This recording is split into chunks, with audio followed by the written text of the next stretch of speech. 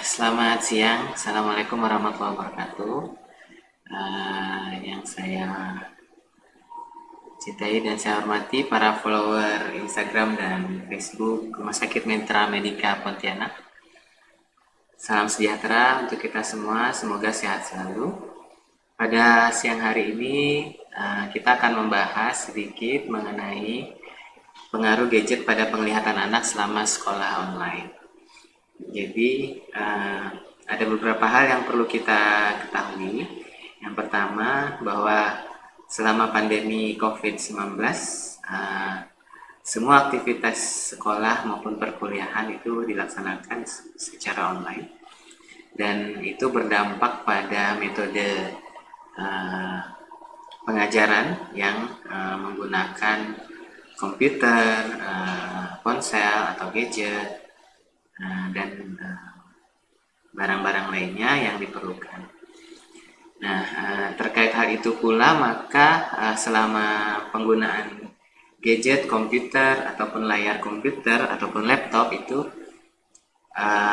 memberikan pengaruh sedikit maupun banyak kepada penglihatan, terutama pada anak-anak, ya, sehingga kita nanti perlu mengetahui bagaimana sebetulnya gejala yang bisa timbul, kemudian bagaimana cara kita mengurangi gejala itu dan cara mencegahnya. Nah, kalau para follower semuanya mengetahui bahwa akibat penggunaan komputer ataupun gadget ataupun laptop yang berlebihan, ada suatu istilah yang disebut sebagai Computer Vision Syndrome atau CVS. Nah, CVS ini sebetulnya karena disebut sebagai sindrom, maka merupakan sekumpulan gejala. Jadi tidak hanya satu yang bisa timbul akibat penggunaan komputer, gadget, ataupun laptop yang berlebihan. Disebut juga sebagai digital eye strain. Digital eye strain itu rasa tidak nyaman pada mata dan itu bagian dari CVS. Nah, CVS itu sendiri tadi saya sampaikan bahwa CVS merupakan sekumpulan gejala. Salah satunya adalah mata yang terasa capek ya atau lelah, kemudian timbul gejala seperti mata kabur, kemudian bisa juga sakit kepala, atau vertigo, dan lain-lainnya yang disebabkan oleh penggunaan yang terlalu lama. Nah, sekarang kita bahas dulu gejala-gejala tersebut ya. Walaupun tadi sudah saya jelaskan bahwa gejala yang bisa timbul itu bermacam-macam dan yang paling sering adalah gejala mata cepat lelah atau sakit, kemudian perih ya, tidak nyaman di mata. Itu akibat dari menatap layar terlalu lama. Menurut pengalaman saya, menatap layar terlalu lama itu lebih dari 2 jam sehari ya. Tetapi nanti kita akan lihat bagaimana cara kita mensiasati supaya kita tidak terlalu cepat lelah kalau kita memang sangat memerlukan perangkat-perangkat seperti ini untuk keperluan bekerja, keperluan sekolah, dan lain-lain. Nah, tadi saya sampaikan bahwa gejalanya seperti itu.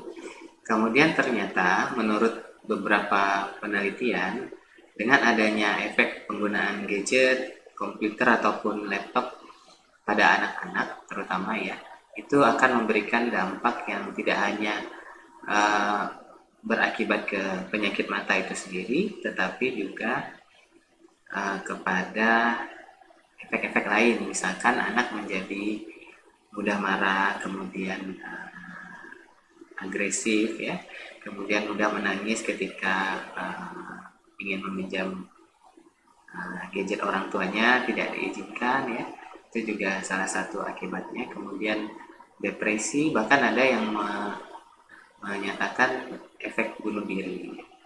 Nah, itu kan sangat membahayakan. Artinya bahwa sebagai orang tua, terutama pada anak-anak kita, kita harus bisa mengatur supaya penggunaannya berjalan dengan baik. Kemudian ada isu lain, apakah gadget itu layarnya berbahaya atau tidak, komputer layarnya berbahaya atau tidak. Nah, kita sebagai dokter mata ataupun dokter anak ya, atau praktisi kesehatan tidak melihat pada layarnya ataupun komponen apa yang menyebabkan timbulnya gejala pada komputer itu. Jadi sebetulnya gejala-gejala yang timbul itu bukan pada berbahaya atau tidak, misalkan radiasi ataupun pancaran cahaya yang disebabkan oleh komputer ataupun gadget, tetapi adalah gejala yang timbul karena jarak penggunaan gadget, ya, dalam artian antara misalkan seorang anak dengan gadget atau laptop yang berada di hadapannya itu terlalu dekat dan atau terlalu lama. Nah, terlalu dekat itu seperti apa? Kalau kita ketahui bahwa jarak baca itu saja untuk buku yaitu 33 cm, maka harus lebih dari itu. Termasuk di penggunaan televisi yang juga ada layar monitornya itu juga diatur sedemikian rupa sehingga tidak terlalu dekat, 2,5 kali dari ukuran TV, ya, incinya. Kemudian jadi bukan berkaitan dengan radiasi ataupun efek dari komponen yang digunakan pada layar komputer atau gadget, tapi pada aktivitasnya. Tidak boleh terlalu dekat dan tidak boleh terlalu lama. Seberapa lama yang dianjurkan? Nah, dari beberapa penelitian dikatakan bahwa untuk anak-anak yang kurang dari 2 tahun itu sebetulnya tidak boleh sama sekali. Bapak Ibu semuanya, para follower, untuk anak yang berusia kurang dari 2 tahun itu tidak dianjurkan sama sekali karena akan memberikan efek. Pertama adalah kecanduan, kemudian anak itu tidak bisa mengatur jarak penggunaannya. Kemudian untuk usia 2-5 tahun dianjurkan adalah 1 jam paling banyak, ya, 1 jam sehari, ya. Jadi bukan 1 jam sekali duduk, tetapi 1 jam dalam sehari paling banyak, ya. Kemudian untuk di atas 5 tahun sampai orang dewasa itu dianjurkan kurang dari maksimal 2 jam per hari. Nah, itu ketentuan-ketentuan yang sudah disampaikan oleh para ahli. Jadi ketika pada saat sekolah kita membutuhkan dan mau tidak mau menggunakan fasilitas daring, belajar secara online ataupun daring, maka mau tidak mau kita juga akan terpapar dengan pengaruh penggunaan gadget ataupun laptop ataupun komputer itu secara berlebihan. Karena saya pernah mengalami sendiri di rumah, kemudian pengalaman orang tua yang lain bahwa tidak cukup 2 jam atau tidak cukup 1 jam untuk menyelenggarakan suatu pendidikan secara online, ya, bisa lebih dari itu, sehingga kita perlu mencegah supaya gejala-gejala yang diakibatkan oleh penggunaan yang berlebihan itu tidak mudah terjadi pada anak ataupun kita sebagai orang dewasa. Nah, bagaimana caranya supaya efek yang ditimbulkan itu tidak terlalu membahayakan ataupun tidak terlalu berlebihan? Cara mudahnya itu sebetulnya sudah banyak disampaikan, ya, oleh para ahli, termasuk kami para dokter mata ini mengamalkan untuk kita sendiri, termasuk kepada pasien-pasien. Dianjurkan pada para pasien untuk mengamalkan tuntunan ini. Disebut sebagai 20-20-20, ya. Jadi 20-20-20. Apa itu 20-20-20? Jadi pada saat kita menatap layar mencapai 20 menit, setelah mencapai 20 menit maka kita melakukan breaks. Break itu artinya berhenti sejenak dari layar selama 20 detik paling cepat, ya, paling minimal, dengan menatap jauh keluar atau di luar ruangan, ya, sejauh 20 kaki. 20 kaki itu 6 meter. Jadi pada ukuran 6 meter itu mata kita sudah berada pada posisi nyaman, rileks, tidak berakomodasi, tidak membuat mata itu cepat lelah. Jadi ketika Anda sudah berada di layar lebih dari 20 menit, maka kita termasuk anak-anak kita istirahat dulu. Istirahat dulu dari layar, bisa melihat keluar ruangan, bisa melihat keluar rumah, ke taman, ke sekeliling yang jaraknya 6 meter atau lebih selama 20 detik paling lama. Lebih lama dari 20 detik itu lebih baik lagi. Jadi dengan demikian mata kita menjadi rileks, kemudian memberi kesempatan kepada mata kita untuk berkedip lebih banyak ya. Nah, perlu Bapak Ibu ketahui para follower semuanya, penggunaan gadget itu menyebabkan frekuensi berkedip pada manusia itu menjadi menurun ya.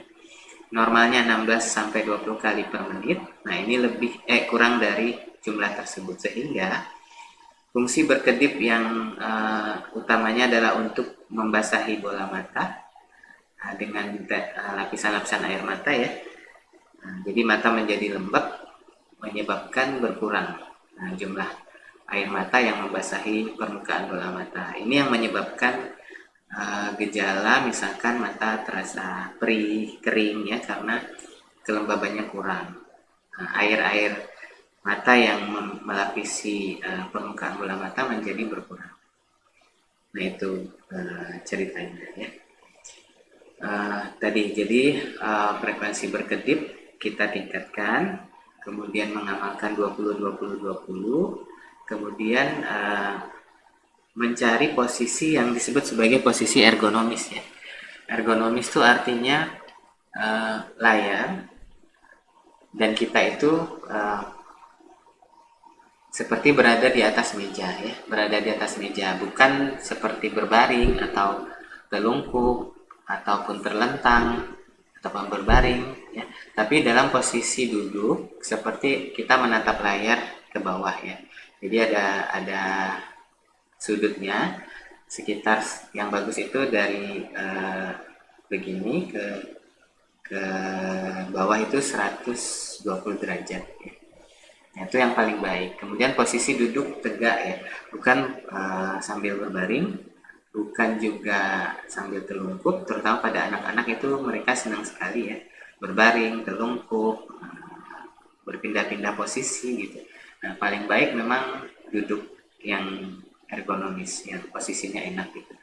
Sehingga itu juga akan mengurangi rasa tertekan pada bola mata, kemudian posisi pinggang juga aman.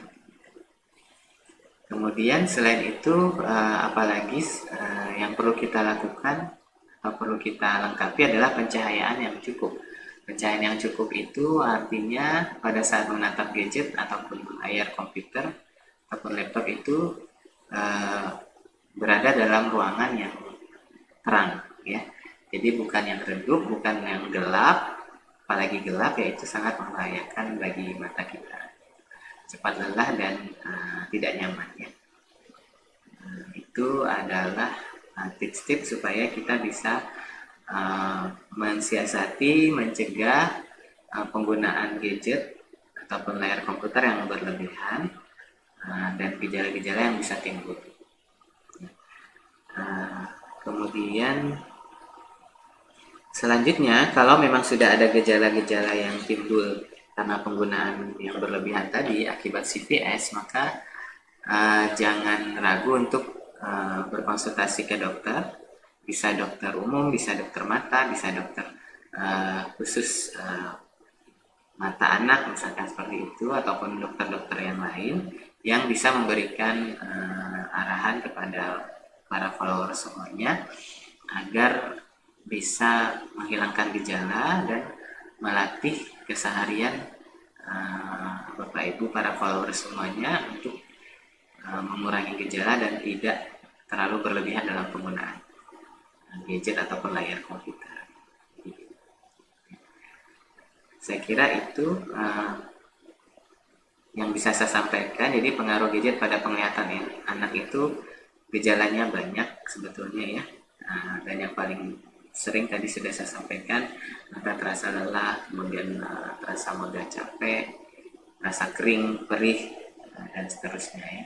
Kemudian ada satu hal lagi, bagi anak-anak ataupun orang dewasa yang sudah memiliki kelainan mata, misalkan mata minus atau senior atau plus, ya, hipermetropia ataupun miopia, maka ini juga cukup berpengaruh karena dari beberapa penelitian, orang-orang dengan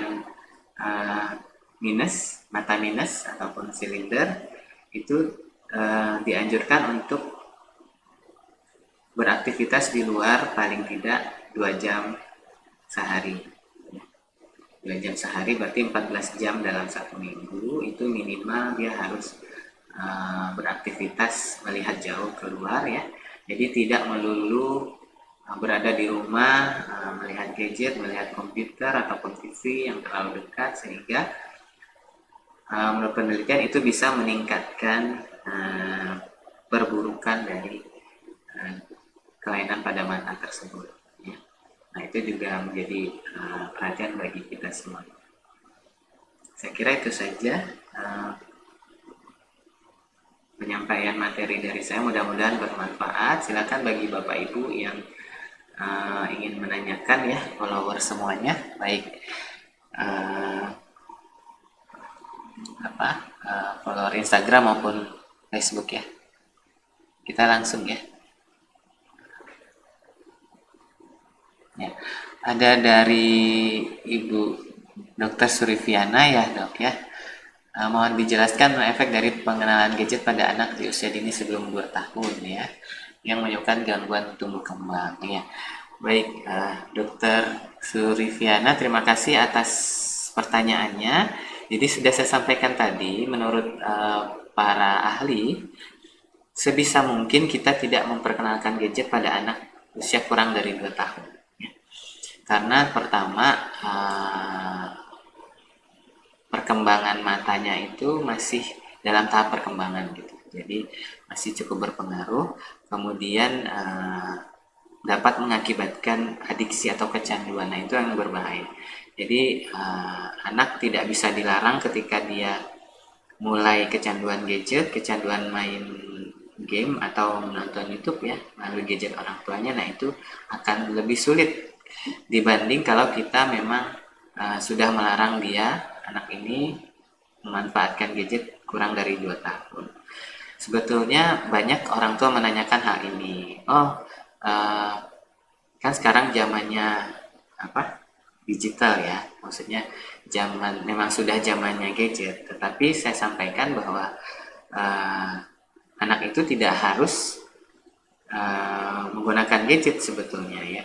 Boleh, tetapi dalam pengawasan orang tua. Nah, seringkali kan dalam sehari-hari itu anak-anak menggunakan gadget ataupun layar komputer berlebihan, ya. Entah itu untuk dia belajar ataupun untuk dia bersosialisasi ataupun memanfaatkan teknologi dan seterusnya. Tetapi ada cara lain, saya kira, ya. Mungkin Dr. Suriviana juga mengetahui bahwa kita bisa mengalihkan aktivitas anak-anak itu selain dari melihat gadget itu ke permainan, ya.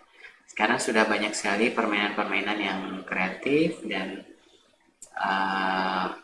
merangsang otak anak kita semuanya, ya, supaya mereka tidak terpaku ataupun tidak merasa tidak nyaman ketika tidak ada gadget di tangannya. Jadi dengan mengalihkan kegiatan-kegiatan yang lebih bermanfaat, misalkan dengan bermain, ya. Jadi memang tugas berat dari orang tua, ya, membuat rumahnya banyak dengan mainan, terutama pada anak-anak yang masih balita, ya, dengan bermain, dengan memperkenalkan misalkan alat permainan edukatif, itu akan lebih bermanfaat, jauh lebih bermanfaat dari sekedar kita memperkenalkan gadget, gitu, ya, Dr. Suriviana. Ada lagi? Oke, dari Ibu kali ini, ya, Ekas Dias Delov. Pertanyaannya, cara mengurangi penggunaan gadget pada anak, ya. Tadi sudah disampaikan, ya, menyambung pertanyaan Dr. Suriviana tadi. Jadi kita mengalihkan kegiatan atau keinginan anak untuk melihat gadget itu dengan permainan. Entah itu permainan di dalam rumah atau permainan dengan teman sebaya, dengan di luar rumah itu jauh lebih baik ya dibanding kita memperkenalkan gadget sejak dini. Dan anak-anak itu sebetulnya ketika orang tuanya melarang dari awal itu dia patuh sebetulnya. Jadi misalkan anak yang balita kurang dari 5 tahun itu maksimal 1 jam sehari, ketika kita ingatkan mereka sebenarnya patuh ya. Kemudian minta izin pada orang tua kalau ingin menggunakan gadget itu izin dulu. Nah itu sudah bisa kita ajarkan dari awal. Jadi ma, papa boleh nggak pinjam gadget gitu ya. Nah, tergantung Anda Bapak Ibu semuanya boleh atau tidak pada saat itu waktunya gitu ya.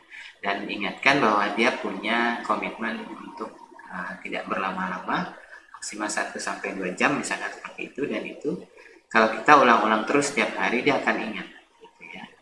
Itu bagian dari terapi perilaku juga ya. Kemudian bisa dengan hukuman tapi yang ringan ya, atau dengan iming-iming tertentu. Misalkan kalau tidak menggunakan gadget, papa atau mama atau ayah atau ibu akan membelikan sesuatu, misalkan seperti itu, boleh-boleh ya, boleh-boleh saja. Saya kira itu baik ya.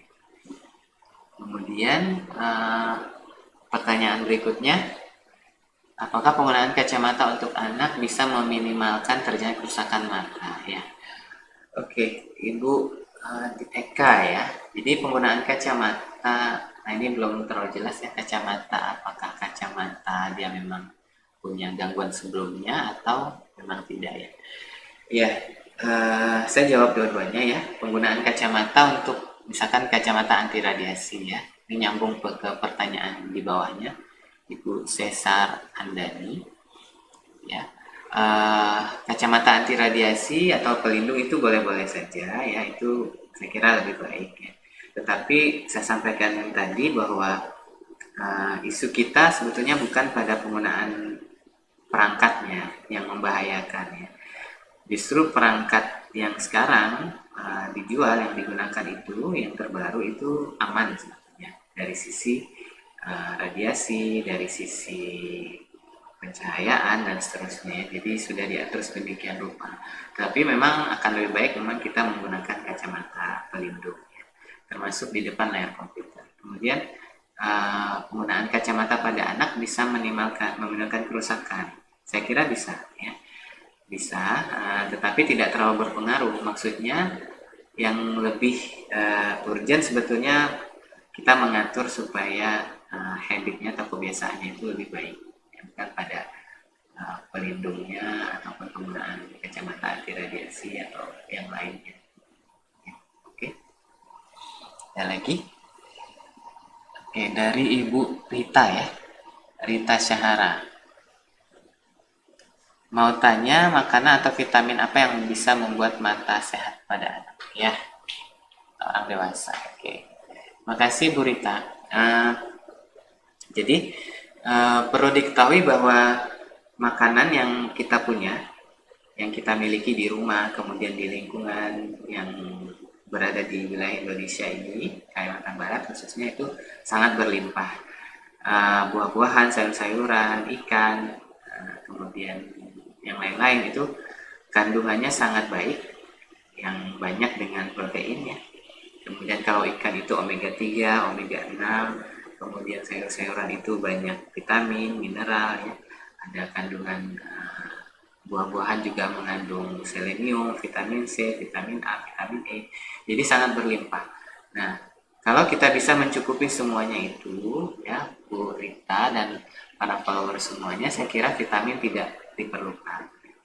Tapi kalau memang misalkan dia tidak bisa, Bapak Ibu tidak bisa menjamin anak kita ataupun sekeluarga di rumah tidak bisa menjamin dengan makanan-makanan bergizi tadi, baru saat itulah vitamin diperlukan. Tapi sebetulnya vitamin itu hanya suplemen. Jadi suplemen itu artinya penambah ya, zat penambah. Jadi tidak mutlak. Yang mutlak adalah berasal dari makanan ya. Sayur-sayuran, buah-buahan bebas Bapak Ibu. Jadi yang mengandung misalkan antioksidan yang banyak, contohnya adalah buah merah ya, buah naga, kemudian wortel, sayur-sayuran uh, lainnya, kol dan seterusnya, kacang dan seterusnya, kacang-kacangan.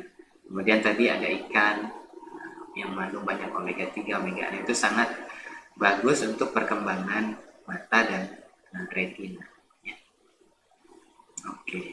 Oke. Jadi penggunaan vitamin seperlunya saja.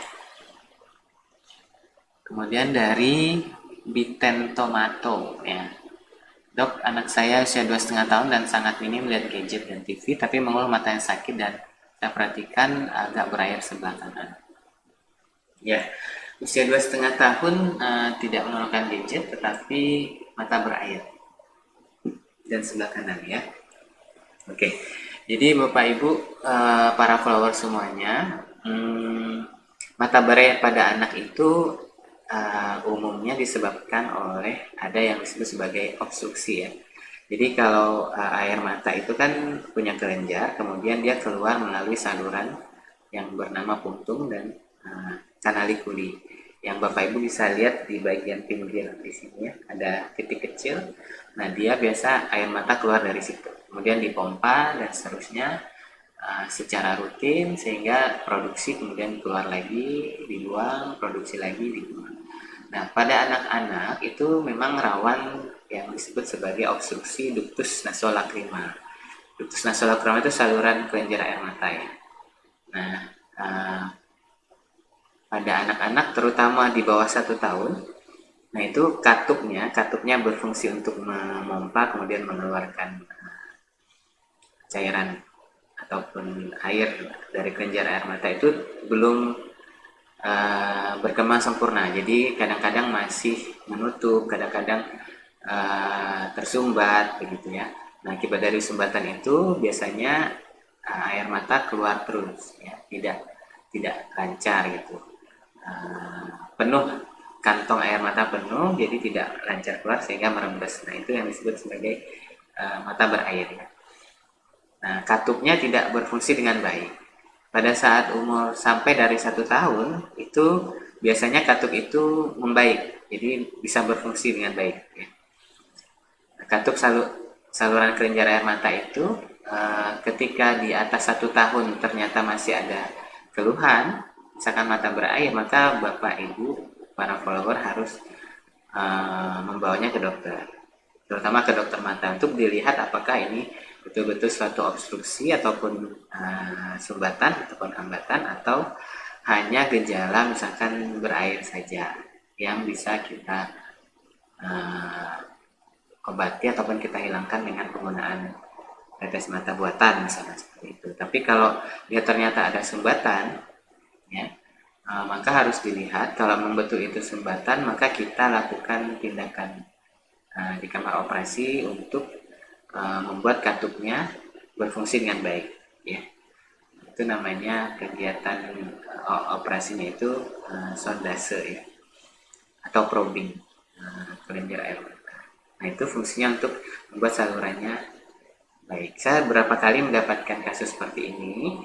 Memang keluhannya seperti yang disampaikan oleh follower tadi, Biten Tomato ya. Dan memang betul terjadi sumbatan, dan ketika kita perbaiki sumbatannya banyak keluar kotoran air mata yang terjebak di dalam kelenjarnya, di dalam kantong. Ya, saya kira boleh dibawa ya ke dokter untuk dilihat lebih lanjut. Oke. Ada lagi? Ya. Oke, dari Mbak Ibu Siskatia ya. Bagaimana cara mengatasi anak menggunakan gadget dong, sedangkan pembelajaran online lebih dari 2 jam? Ada cara alternatif lain untuk mengurangi. Oke. Ya, tadi saya sampaikan kalau memang kita terpaksa Bu Tia ya, Bu Siskatia terpaksa melakukan pembelajaran lebih dari 2 jam, lakukan tadi yang 20 ya. Ini perlu kita informasikan juga kepada guru dan sekolah bahwa mohon untuk melakukan ini ritual itu ya, 20 menit menatap gadget, setelah 20 menit istirahat dulu selama 20 detik minimal, lebih lama lebih baik, kemudian beranjak dari gadgetnya melihat keluar ruangan ataupun keluar rumah selama 20 detik minimal sejauh 20 kaki ya. 20 kaki itu 6 meter. Nah, jadi menatap jauh begitu ya Bu Siska ya.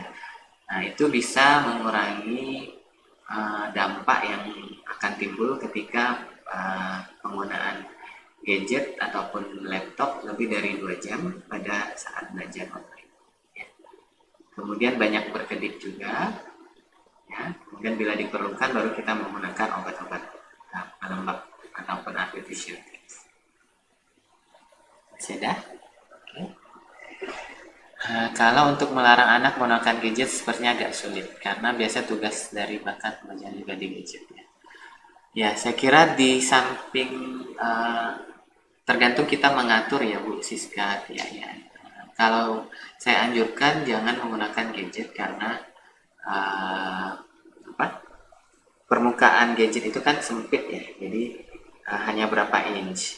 Berbeda kalau dibandingkan dengan laptop ataupun komputer yang layarnya lebih besar ya, ataupun TV LCD, LED gitu ya, layarnya lebih besar jadi lebih nyaman buat mata. Tapi kalau gadget itu karena lapang pandangnya kecil maka akan membuat mata sangat fokus gitu ya dengan tulisan yang kecil-kecil, dengan yang lebih lama. Jadi saya sarankan memang kita alihkan dari yang gadget ke laptop atau layar komputer ataupun LCD ya, LCD TV. Nah, lebih baik lagi kalau kita menggunakan LCD yang besar sekali ya, bisa itu kan tidak terlalu mahal. Maksud saya harganya tidak semahal dulu ya, bisa mendapatkan dengan harga murah. Jadi itu lebih seru lagi. Jadi bisa besar layarnya di dinding. Kemudian ada layar proyektor, kita ambil, kita sambungkan ke laptop, nah itu lebih nyaman lagi. Saya kira itu, Bu siapa tadi tuh? Bu Siska ya. Oke. Oke, lanjut pertanyaan lagi dari Bu Eka Dias Delov ya. Apakah orang yang sudah minum silinder akan menurun pada anak? Ya, Bu Eka betul sekali ya. Jadi dari beberapa literatur dan penelitian memang 70-80% kasus-kasus minus ataupun silinder pada anak itu diturunkan dari orang tua. Ya, tapi bukan hanya pada orang tua kandung, bisa juga berasal dari sepupu ya, dari keluarga dekat ya, berapa generasi di bawah ataupun di atas anak ini ya, bisa dari kakeknya, neneknya, bisa dari saudara orang tuanya, tante, paman ya, sepupu-sepupunya. Jadi memang itu diturunkan dan faktor keturunan ini sulit sekali untuk diatasi. Nah, caranya kalau memang bisa 30% atau 20% yang disebabkan oleh faktor lingkungan dan habit ini yang kita modifikasi namanya. Artinya berasal dari lingkungan ya, supaya tidak menambah ataupun memperberat kondisi minus atau silinder ataupun plusnya pada mata anak ya. Jadi 20-30% faktor lingkungan ini salah satunya itu tadi habit ya, tidak menggunakan gadget ataupun komputer ataupun aktivitas dekat termasuk membaca itu yang terlalu lama, kemudian mengamalkan rules 20-20-20 yaitu, kemudian aktivitas jauh diperbanyak ya dengan olahraga, dengan berjalan-jalan di luar rumah, di taman dan seterusnya, itu bisa mengurangi ya dari beberapa penelitian seperti itu ya. Oke, ada lagi ya dari Bu Ian apa Lan? Lan ya, Lan Rani. Operasi lasik untuk anak sebaiknya dilakukan pada usia berapa? Baik, usia lasik itu saat ini protokolnya adalah usia 17 tahun minimal ya. Karena pada saat usia 17 tahun itu perkembangan bola mata umumnya sebagian besar itu sudah berhenti ya. Bola mata tidak lagi bertambah, kemudian perkembangan organ mata yang lain itu sudah sempurna. Nanti setelah mencapai usia 17 tahun kita periksa lagi kepada dokter mata, dokter yang biasa melakukan operasi lasik, apakah ini sudah aman untuk dilakukan atau masih menunggu waktu tertentu yang lebih aman supaya tidak menimbulkan dampak ataupun kambuhnya kelainan pada mata. Oke, masih ada? Itu. Hari ini ada praktek? Oh, nggak ada, Bu. Saya Sabtu libur ya. Selasa Kamis ya. Saya Selasa Kamis jam 4 sampai jam 6 sore. Oke, masih ada? Habis. Lanjut. Terakhir. Oke, Bapak Ibu, para follower, kalau memang tidak ada pertanyaan lagi, kita sudahi IG Live dan FB Live pengaruh gadget pada penglihatan anak selama sekolah online ya. Jadi sebagai penutup ingin saya sampaikan bahwa kita tidak bisa menghindari yang namanya pembelajaran secara online ya. Pada anak maupun termasuk pada mahasiswa ataupun pada oh ini masih ada. Ya, sebelum kita akhiri ada pertanyaan lagi. Dok, kalau begitu lebih disarankan untuk melihat alam. Ya, setuju. Jadi memang pertama kita anjurkan lihat objek di luar rumah ya, yang jauh posisinya. Kemudian ada juga efek-efek psikologis ya, kalau Bapak Ibu atau follower baca ya, yang berpengaruh kepada penglihatan dan psikologi kita, yang misalkan warna ya, warna alam, misalkan warna tanaman itu kan warna hijau, kemudian merah berwarna-warni, itu warna-warna dasar yang menurut beberapa rujukan bahwa itu juga mampu memberikan misalkan rasa nyaman pada mata, rasa senang di dalam kepala kita ya, dalam emosi kita gitu. Jadi saya kira itu sangat baik sekali. Jadi memperbanyak kegiatan di luar rumah. Oke.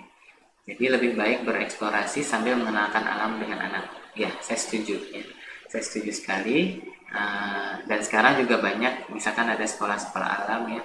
Sekolah alam itu banyak aktivitas di luar rumah, itu sangat baik untuk perkembangan anak dan perkembangan mata pada anak. Oke. Ya. Oke, cukup mungkin ya. Jadi saya sambung tadi sebagai penutup bahwa kita tidak bisa menghindari pembelajaran secara online, baik di sekolah maupun di perguruan tinggi, termasuk di kantor ya, untuk bekerja. Jadi yang bisa kita lakukan adalah mencegah supaya tidak mata kita sehat, tetap sehat dan tidak mengalami dampak-dampak yang buruk gitu ya. Jadi saya ulangi, yang pertama itu mengatur jarak ya, mengatur jarak lebih dari 33 cm baik dari gadget ataupun layar komputer ataupun laptop ya. Kemudian posisi duduk bukan posisi berbaring ataupun posisi terlungkup sambil menatap gadget ataupun posisi miring ya. Jadi dalam posisi yang ergonomis, di bawah, sedikit di bawah bidang datar penglihatan kita ya. Kemudian posisi duduknya juga tegak ya, sehingga memberikan nyaman pada pinggang. Kemudian untuk lama waktunya tadi paling lama 2 jam pada anak di atas 5 tahun termasuk orang dewasa, dan kurang dari paling lama 1 jam untuk anak-anak kurang dari 5 tahun ya. Dan tidak sama sekali memberikan gadget pada anak-anak sampai usia 2 tahun. Kemudian kalau memang terpaksa melakukan pembelajaran ataupun bekerja di depan layar komputer atau gadget, maka kita menerapkan rules ya, 20-20-20 atau 20-20-20. Saya ulangi lagi, setelah 20 menit beraktivitas depan komputer, kita break. Banyak berkedip ya, break selama 20 detik dengan melihat objek keluar ataupun beranjak dari layarnya sejauh 6 meter atau 20 kaki. Itu rutin kita lakukan untuk mengurangi efek rasa sakit atau tidak nyaman pada mata ya. Oke Bapak Ibu, kemudian satu lagi untuk vitamin itu bebas, tidak ada hambatan, tidak ada halangan. Akan lebih baik lagi kalau kita bisa mencukupinya dari makanan sehari-hari yang kita makan. Kemudian jika ada gejala yang dirasakan berat, yang tidak bisa ditangani sendiri di rumah, maka langsung bisa menghubungi rumah sakit atau dokter yang terdekat untuk membantu Bapak Ibu dan para follower semuanya menghilangkan gejala-gejala tersebut. Sekian demikian ya Bapak Ibu para follower semuanya, terima kasih atas atensinya. Mudah-mudahan semua ini bisa bermanfaat, dan jika memang ada hal-hal yang ingin ditanyakan boleh menghubungi pihak rumah sakit Mitra Medika Pontianak. Terima kasih, saya akhiri. Selamat siang. Assalamualaikum warahmatullahi wabarakatuh.